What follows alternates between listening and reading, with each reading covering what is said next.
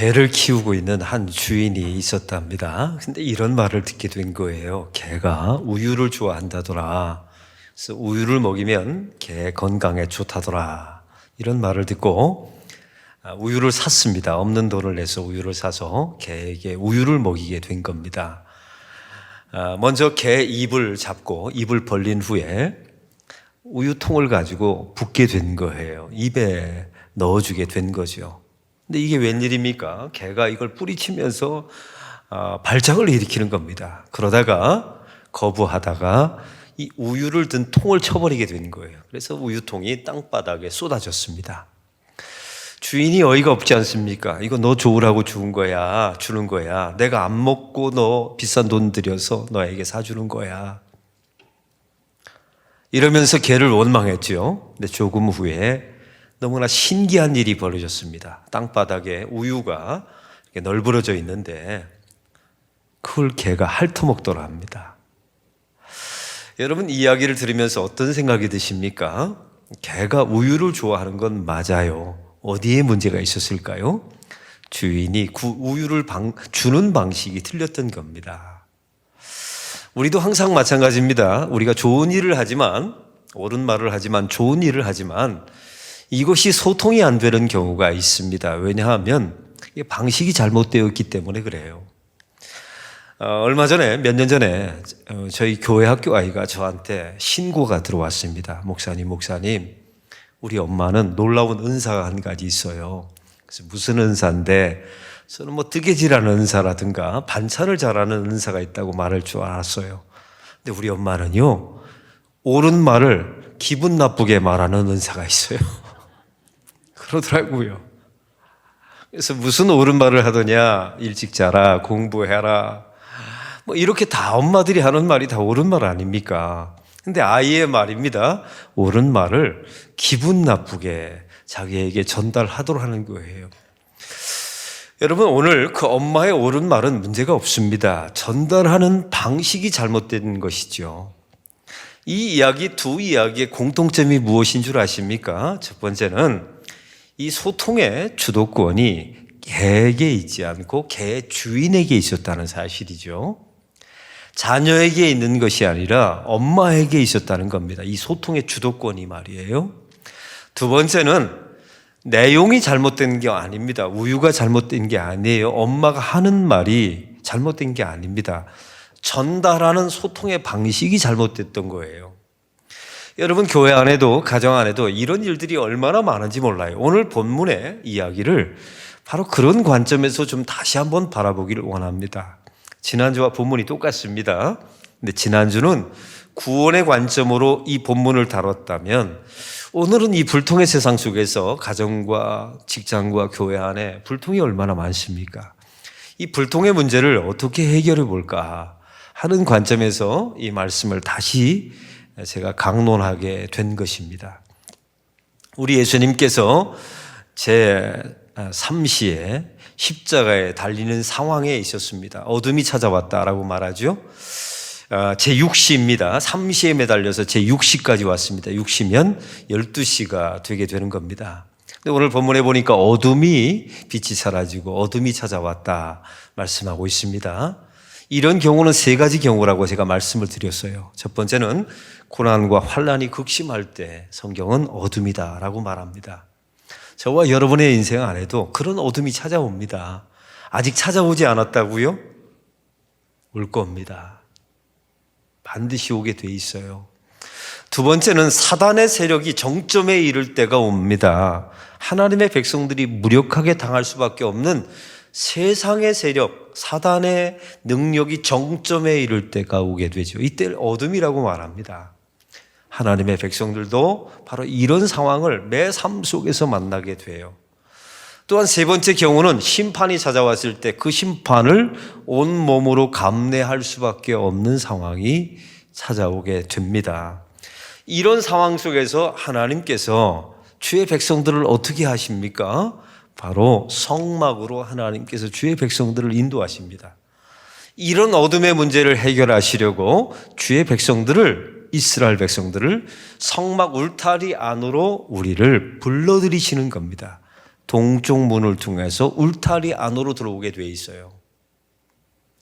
저와 여러분은 그냥 예수 믿은 게 아닙니다. 예수님이라고 하는 동쪽 문을 통해서 오직 그분으로 말미암아 하나님의 은혜 공동체 안에 들어오게 된 겁니다. 우리는 제일 먼저 번제단을 만나게 되죠. 예배합니다.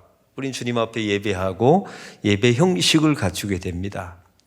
그리고 텐트 앞에서 우리는 물두멍 앞에서 우리는 회개하기도 합니다. 손을 씻으면서 하나님, 제가 이런 것은 잘못했습니다. 용서해 주십시오. 라고 물두멍 앞에 서기도 합니다. 그리고 드디어 텐트 안에 들어가서 우리는 성소에 들어가게 되죠. 레위 사람과 제사장들이 들어가는 공간이지 않습니까? 우리는 저 북쪽에 있는 진설병 떡상을 만나게 됩니다. 말씀을 만나게 되고 말씀을 듣게 됩니다.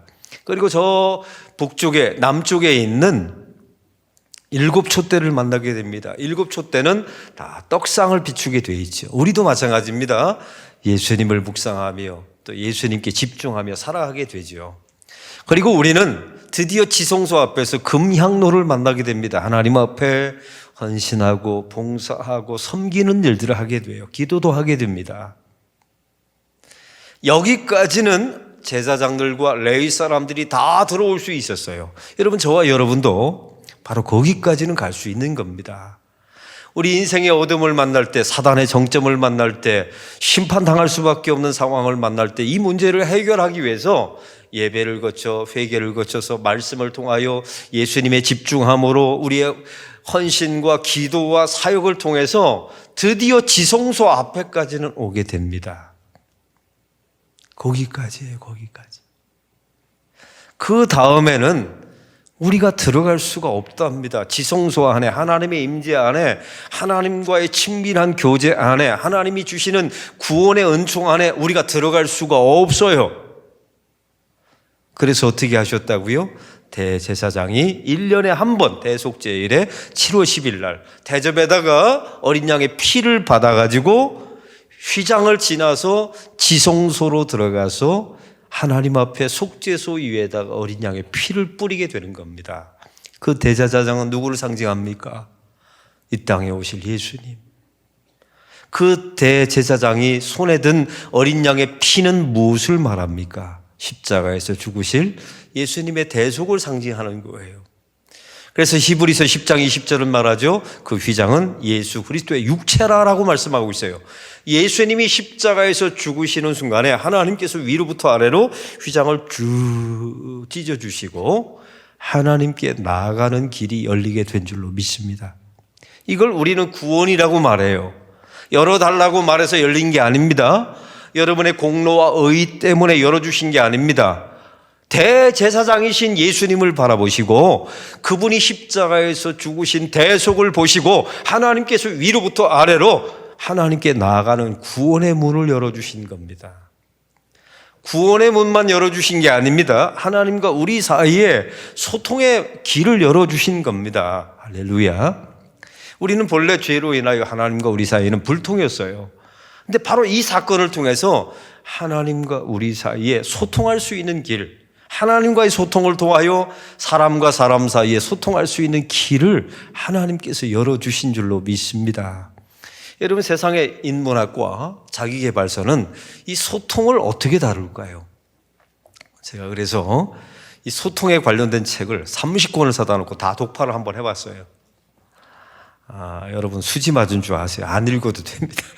제가 30권을 다 읽어보고 도대체 얘네들은 뭐라고 말하나 소통에 대해서 또 소통자 들어간 책만 다 사놓고 한번 읽어본 적이 있습니다. 이렇게 말합니다. 소통의 문제는 상대방의 입장에 서봐야 합니다. 그러면서 가장 많이 나와 있는 예화가 인디안 신발입니다. 인디안 부족 가운데 상대방이 이해가 안 되면 상대방이 벗어놓은 신발을 한번 시도해보랍니다. 낯설죠? 신발이 맞지 않아요. 왜? 남의 거니까. 그래서 남의 입장에서 살아온 그 사람의 히스토리와 역사에 따라서 그 사람을 바라보라는 겁니다. 이해하라는 것이죠. 그러면 소통될 것이다. 또한 타협하라. 서로 다 우기지 말고 놀고 놓고 한 사람 양보하고 또 한 사람 양보하면 소통할 수 있다. 거래하라, 타협하라. 이런 이야기도 있고요. 다 사람들은 다 좋은 것만 있는 것이 아니라 다 결함이 있으니까 서로 양보하고 이해하라. 이런 내용과 또한 이런 내용이 있더라고요. 소통하지 않으면 지옥이다. 너만 손해다. 너만 손해니까 어떻게든 소통하여라. 이런 말이 나와 있었어요. 그리고 이 인본주의자들이 쓴 자기계발서와 인문학의 모든 소통의 주제는 네가 소통의 주도권을 가지고 있다라고 가리킵니다. 너 자신에게 소통의 주도권이 있다라고 가리키고 있단 말이지요. 이게 기독교와 다른 점이에요. 그리고 죄에 대해서 한마디도 하지 않습니다. 사랑하는 성도 여러분, 인류가 하나님과 불통하게 된 이유가 무엇입니까?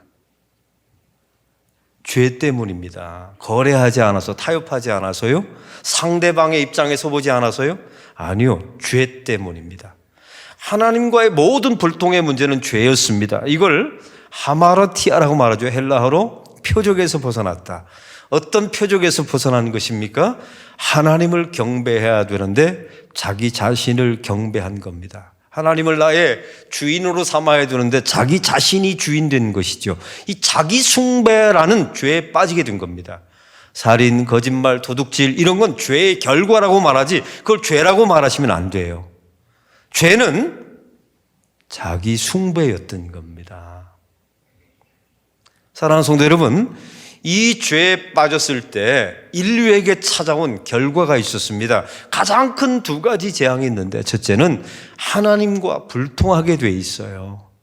그리고 사람과 사람 사이에 불통하게 되죠. 인류가 처음에 죄를 지었을 때 아담이 보였던 반응이 무엇입니까? 하나님의 낯을 피하여 숨었다라고 나와 있어요. 여러분 이거 불통 아니에요? 왜 숨어요? 하나님이 아담과 하와를 자녀로 지었는데 왜 숨습니까? 이게 불통의 관계가 되어버린 것이죠. 자기 숭배에 빠져들면, 이 죄에 빠져들면 사람은 불통에, 하나님과의 불통에 빠질 수밖에 없어요. 사랑하는 성도 여러분, 교회 안에, 가정 안에 또 여러분의 삶 속에 불통의 문제가 있거들랑 우리는 제일 먼저 하나님 앞에 나가셔야 합니다. 그리고 이 죄의 문제를 심각하게 하나님 앞에 고민해 보셔야 돼요. 어떤 죄의 문제라고요? 내가 자기 숭배에 빠진 건 아닌가? 이 문제를 깊이 바라보셔야 합니다. 이게 기독교예요. 세상과 접근 방식, 소통의 접근 방식이 전혀 다르죠.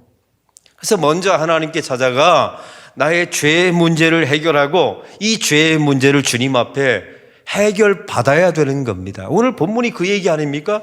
예수님이 십자가에 죽으심으로 육체를 찢으심으로 하나님께 나아갈 수 있는 구원의 길, 소통의 길을 열어주셨어요. 이 말은 우리의 죄를 예수님이 대신 속죄하셨다는 겁니다. 죄의 문제를 해결했기 때문에 이 소통의 길이 열리게 된 겁니다. 할렐루야.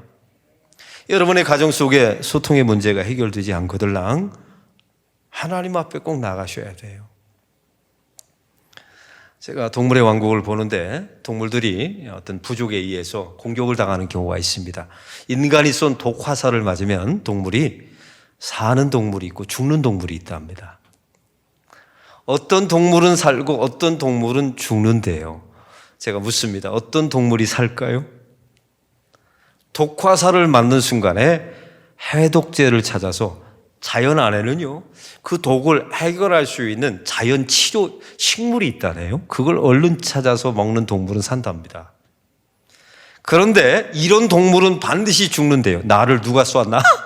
하고 그 쏜 인간을 향해서 공격하는 동물은 사람 공격하다가 독이 다 퍼져서 죽는다 합니다. 우리는 인생을 살다가 죄라고 하는 독화살을 맞습니다. 이게 여러분의 인생과 교회 안에 세상 안에 쫙 번져가요. 누가 너를 쐈나?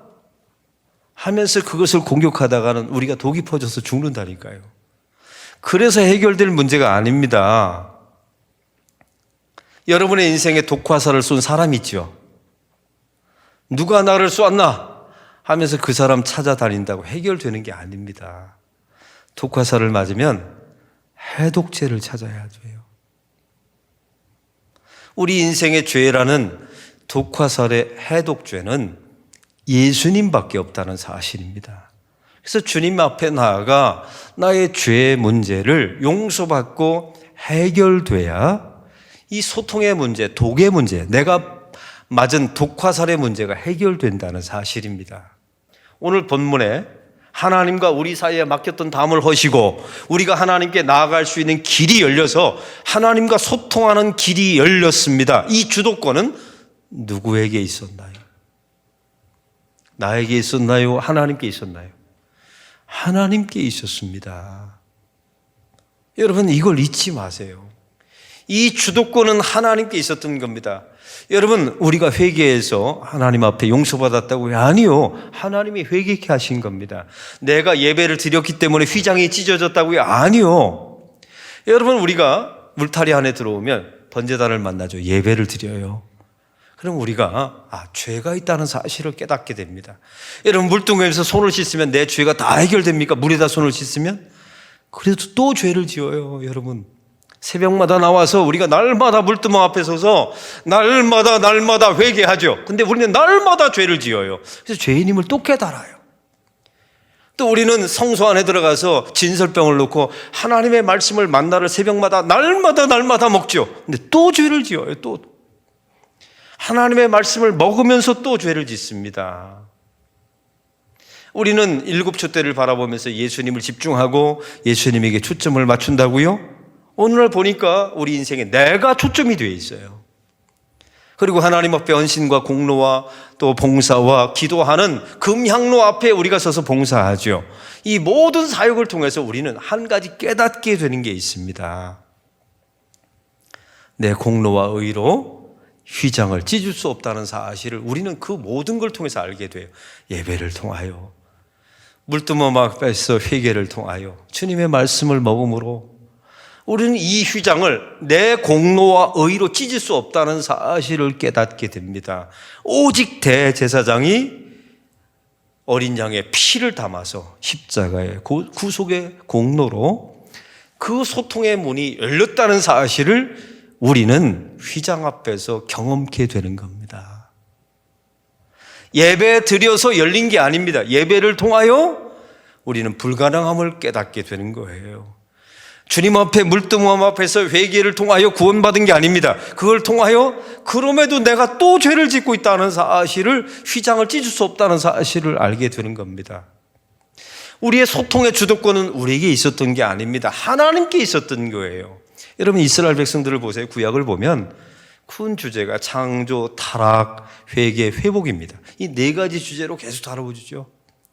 제가 여러분에게 묻습니다. 이스라엘 백성들이 제대로 회개한 적이 있나요? 없어요, 여러분. 구약에 보세요. 미스바 성회에서 회개했다는 몇 가지 기록은 있지만 하나님 앞에 온전히 회개하고 모든 죄를 회개했다라는 내용이 없어요. 하나님 앞에 번제드리고 물두멍을 통하여 계속 하나님께 가까이 오지만 우리의 죄의 문제를 내가 해결할 수 없다는 사실을 우리는 절망하게 만들어 놓으십니다. 이 소통의 문제를 내가 해결할 수 없다는 사실을 우리는 휘장 앞에서 완벽하게 경험하게 되는 거예요. 하나님이 소통케 하지 아니하시면 나는 하나님께 나아갈 수 없다는 사실을 알게 만드십니다. 할렐루야. 그래서 십자가와 대제사장이신 예수님을 통하여 그 소통의 길, 나의 죄의 문제를 해결해 주시는 거예요. 이 말씀 한번 적용해 볼까요? 여러분, 교회나 가정 안에 보면 자꾸만 젊은 사람들 보고, 아랫사람들 보고, 자녀들 보고 너에게 소통의 문제가 있다고 따지는 분들이 계세요. 여러분, 성경은 그게 원리가 아닙니다. 하나님이 우리에게 회개하라고 하셨지만 회개 완벽하면 내가 용서할게, 그러지 않았어요. 오히려 하나님은 우리를 회개하도록 도우셔서 회개하다 안 되는 것을 보시고 하나님이 해결해 주셨죠. 이걸 우리는 은혜라고 말하는 겁니다. 여러분, 가정도 마찬가지입니다. 교회도 마찬가지예요. 이 모든 소통의 주도권은 어른에게, 중직자에게, 부모에게 있었다는 사실입니다. 어느 중학교에서 실제로 일어났던 일입니다. 요즘 애들이 인사를 안 한대요. 그래서 학교에서 교무 모임이, 교사 회의가 이뤘습니다. 여러 가지 주제가 있었어요. 아이들을 인사시키는 방법. 첫 번째, 상벌을 주자. 두 번째, 도덕 교육을 강화하자. 인성 교육을 강화하자. 근데 그 학교에서 딱 한 반만 아이들이 선생님에게 인사를 너무나 잘하도록 합니다. 그래서 교장 선생님이 그 선생님에게 물어봤대요. 당신네 반은 애들이 인사를 잘하는데 비결이 뭐냐고 했더니 선생님이 뭐라고 대답할게요? 내가 먼저 인사했습니다. 내가 먼저 인사했다는 거예요. 그랬더니 아이들이 인사하도록 합니다. 사랑하는 성도 여러분, 교회도 마찬가지입니다. 젊은 세대들어 너희들은 소통의 능력과 소통의 문제가 있다라고 말하기 전에 우리가 그들의 방식으로 우리에게, 어른에게, 하나님에게 소통의 주도권이 있었듯이 우리 삶 속에서는 죄의 문제를 해결하세요. 그리고 어른이라고 말하면 어른들이 소통의 주도권을 가지고 저들의 언어로 내려가셔야 돼요. 여러분, 그게 성육신 아닙니까? 하나님께서 너희는 위로 올라오라 라고 말하지 않았습니다. 하나님이 내려오셨어요. 너희는 돌을 닦아서 신처럼 되어라 라고 말하지 않았습니다. 하나님이 인간이 되셨습니다. 너희는 죄의 뎃값을 스스로 물어라 라고 말하지 않았습니다. 예수님이 대신 십자가에서 죽으셨어요. 이게 주님의 소통의 방법이었던 겁니다. 이것 외에는 없어요. 아이들도 후배가 잘하면 된다, 자녀가 잘하면 된다, 이런 가정은 소통의 문제를 해결할 수가 없어요. 하나님이 해결하셨다니까요. 위에 사람이 해결한 겁니다. 또 한 가지 오늘 말씀해 보면 이 풀어가는 소통의 방식을 보세요. 사실은 우리가 어떤 공로와 의의를 쌓아서 휘장 앞에 선 것이 아니지 않습니까? 하나님이 예배하게 만드시고 말씀을 만나게 하시고 말씀을 조명케 하시고 회개케 하시고 우리의 사역과 헌신과 우리의 기도를 하게 하셨잖아요. 그 후에 우리는 죄인임을 아는 휘장 앞에, 이건 나의 능력으로 열 수 없다는 것을 우리는 그 절박감, 불가능함을 경험하게 되지 않습니까? 근데 그 휘장 앞에서 예수님이 십자가에 자기 육체를 찢으심으로 우리를 살려내시고 소통의 길을 열어주셨어요. 이걸 한마디로 말해볼까요? 사탄은 굉장히 억울할 겁니다. 왜냐하면 이 사람은 구원받기에 합당한 일을 한 적이 없어요.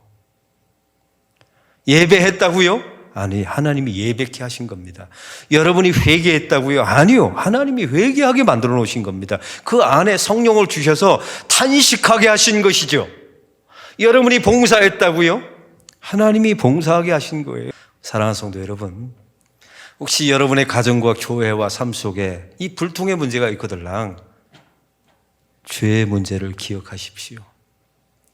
이 죄의 문제 하나님 앞에 나가서 해결받으십시오.